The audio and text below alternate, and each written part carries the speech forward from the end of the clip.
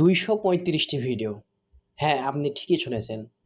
আমি আমার এই লার্ন উইথ মুরাদ ইউটিউব চ্যানেলে ইতিমধ্যে ২৩৫টি ভিডিও আপলোড করে ফেলেছি। এখন আপনি হয়তো ভাবছেন যে, "ভাইয়া ২৩৫টি ভিডিও তো আপলোড করে ফেলেছেন, তাহলে তো চ্যানেল এখন লাখ, লাখ সাবস্ক্রাইবার নিয়ে ভেসে যাওয়ার কথা, তাই না?" কিন্তু আসল সত্যটা হচ্ছে না।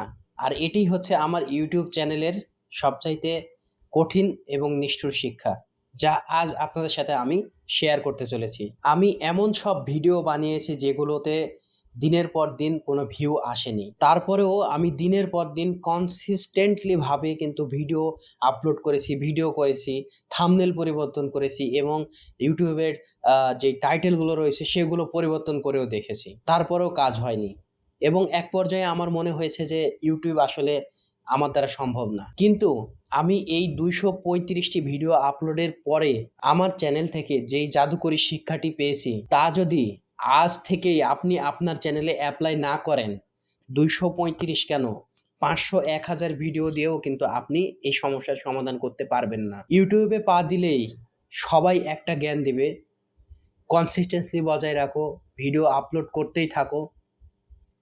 একদিন না একদিন ভাগ্য খুলবে। হ্যাঁ, আমিও একমত যে কনসিস্টেন্সি থাকতে হবে। কিন্তু এই উপদেশটি আসলে একটি বিশাল ফাঁদ। কিন্তু প্রতিবার যদি আপনি একই ভুল থাম্বনেল, ভুল টাইটেল বারবার দিয়ে সেই সেম কোয়ালিটিতে ভিডিও আপলোড করতে থাকেন, তাহলে কি আপনি আপনার চ্যানেলের গ্রো করছেন? নাকি সেই ভুল কাজটি বারবার, বারবার কনসিস্টেন্ট ভাবে করে যাচ্ছেন? এটা কি আসলে আপনার ইউটিউব চ্যানেলের জন্যে ভালো হচ্ছে? নাকি আপনার ইউটিউব জার্নিটাকে আরো পিছিয়ে দিচ্ছে? কোনটি? ২৩৫টি ভিডিওর পর আমি বুঝেছি আসল সার্থকতা তখন আসে যখন প্রতিটি ফ্লপ ভিডিওর পর আপনি নিজেকে ৩টি প্রশ্ন করবেন। এই ভিডিওটি কেন চলল না? ২ নাম্বারে দর্শক আমার ভিডিওটি কেন এড়িয়ে চলে গেল? আর আমার পরবর্তী ভিডিওতে আমি কি ভালো করব সেটি নিয়ে কিন্তু চিন্তা করা। একটু চিন্তা করে দেখুন তো, আপনি একটা ভিডিওর পেছনে ৬ থেকে ৭ ঘন্টা পরিশ্রম করলেন, খাটলেন, তারপরে একটা কমপ্লিট ভিডিও তৈরি করলেন। ভিডিও তৈরি করার পরে আপনি ভালোভাবে এসইও করলেন, থাম্বনেল দিলেন, টাইটেল দিলেন, দেওয়ার পরে ২৪ ঘন্টা পরে এসে দেখলেন আপনার ভিডিওতে মাত্র ১০ টি ভিউজ। তাহলে আপনার ভেতরটা কেমন হবে? কতটা কষ্ট লাগে একটা কনটেন্ট ক্রিয়েটরের জন্য এত পরিশ্রমের পরে? বুকের ভিতরে কেমন একটা কষ্ট হয়, তাই না? এবং মনে হয় YouTube অ্যালগরিদম একটা ফালতু জিনিস। কিন্তু কঠিন সত্যটা কি শুনবেন? দর্শক আপনার ৮ ঘন্টার পরিশ্রম, আপনি কিভাবে স্ক্রিপ্টিং করেছেন এই জিনিসগুলো দেখার জন্য YouTube এ আসে না।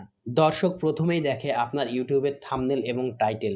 যেটা দেখেই তারা ১ম এই কিন্তু ইমপ্রেস হয় এবং সেই ভিডিওতে দেখার জন্য ক্লিক করে। আর এটিই তাদের উপর আপনার ১ম ইমপ্রেশন। তাই ভিডিও বানানোর সময় আপনি কি বলবেন, কি করবেন এত কিছু চিন্তা না করে আপনি আপনার টাইটেল এবং থাম্বনেলের দিকে অবশ্যই, অবশ্যই মনোযোগী হবেন। আর একটা জিনিস চিন্তা করবেন, দর্শক কেন এই ভিডিওতে ক্লিক করবে?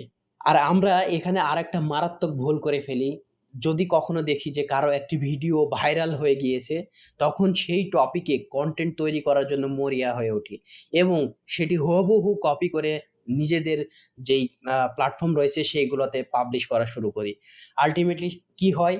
যেখানে তার লাখ, লাখ ভিউ, সেখানে আপনার ভিউ আসে মাত্র ১০ থেকে ১৫ টি। কারণ কারো ভাইরাল ভিডিও কপি করা সহজ। কিন্তু সেই ভাইরাল ভিডিওর পেছনে যে সাইকোলজিটা রয়েছে, দর্শকদের যে মনস্তত্ত্ব ব্যাপারটি রয়েছে, তারা কেন সেই ভিডিওকে ভাইরাল করলো এই জিনিসটা কিন্তু আমরা কেউ চিন্তা করে দেখি না।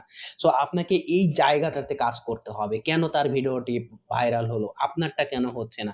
যদি আপনি এই জায়গাতে কাজ করতে পারেন তবেই কিন্তু আপনার ভিডিওটা সফলভাবে আপনার প্ল্যাটফর্মটাকে গ্রো করাতে সহযোগিতা করবে। আর আরেকটা ব্যাপার আপনাকে আজকে আমি বেশ জোরে সোরে বলছি বা জোর দিয়ে বলছি, সেটা হচ্ছে ঘন, ঘন আপনি নিশ চেঞ্জ করবেন না বা টপিক চেঞ্জ করবেন না। কারণ এক্ষেত্রে YouTube অ্যালগরিদম নিজেই কিন্তু কনফিউজ হয়ে যায় আসলে আপনার ভিডিওগুলোকে কাদের কাছে রেকমেন্ড করবে। এই ভিডিওটা আসলে কোন টপিকে কোন অডিয়েন্সদের কাছে পৌঁছানো দরকার। YouTube এর অ্যালগরিদম যখন কনফিউজ হয়ে যাবে তখন আপনার চ্যানেল পুরোটাই কিন্তু কনফিউজ। সো এই জায়গাতে আপনাকে অবশ্যই, অবশ্যই কনসিস্টেন্স থাকতে হবে যে আপনি যেই নিশটা নিয়ে যেটা ভালো জানেন সেই নিশের উপর কিন্তু কনটেন্ট সার্ভ করার চেষ্টা করবেন। এর ব্যতিরেকে কিন্তু YouTube এ সফল হওয়া সম্ভব নয়। বন্ধুরা, একটি নির্দিষ্ট নিশ এবং নির্দিষ্ট টপিক সিলেক্ট করা একটা ইউটিউব চ্যানেলের জন্যে অত্যন্ত জরুরি একটি বিষয়।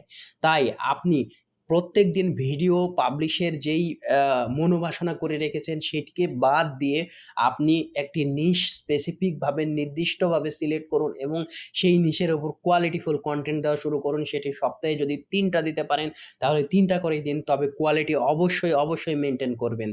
আপনার কোয়ান্টিটির সাথে কিন্তু কোয়ালিটিটা এনশিওর করা অত্যন্ত জরুরি একটা বিষয়। আমার এই দীর্ঘ ২৩৫ টি ভিডিওর এই জার্নিতে যদি আমাকে একটি লাইনে প্রকাশ করতে বলা হয়, তবে আমি বলব শুধু ভিডিওর সংখ্যা বাড়াবেন না। প্রতিটি নতুন ভিডিওর সাথে নিজেকে একজন ভালো ক্রিয়েটর হিসাবে গড়ে তুলুন। আপনার ১ম ১০ টি ভিডিও হয়তো ফালতু হতে পারে এবং ১ম ৫০ টি ভিডিওতে হয়তো আপনার ৫০ থেকে ৬০ টা ভিউজ আসতে পারে এবং এটাই স্বাভাবিক একটা চ্যানেলের জন্য। তবে আপনাকে একটি বিষয় সতর্ক করছি, আপনার ৫১ নাম্বার ভিডিওতে যেন পূর্বের যেই ৫০ টি ভিডিওতে যেই ভুলগুলো করেছেন, সেই ৫১ নাম্বার ভিডিওতে যেন সেই ভুলগুলো না থাকে। এটা আপনাকে ফিক্স করতে হবে। এই জায়গাতে আপনাকে কাজ করতে হবে। আজকের এই ভিডিওটি কেমন লাগলো অবশ্যই কমেন্ট করে জানান। আর হ্যাঁ, আমাদের এই পথ চলার সাথে থাকতে আমাদের এই লার্ন উইথ মুরাদ ইউটিউব চ্যানেলটি সাবস্ক্রাইব করে যেতে কিন্তু একটি বারের জন্যও ভুলবেন না। দেখা হবে পরবর্তী ভিডিওতে। ততক্ষণ সুস্থ থাকুন, সুন্দর থাকুন আর লার্ন উইথ মুরাদের সাথেই থাকুন। আল্লাহ হাফেজ।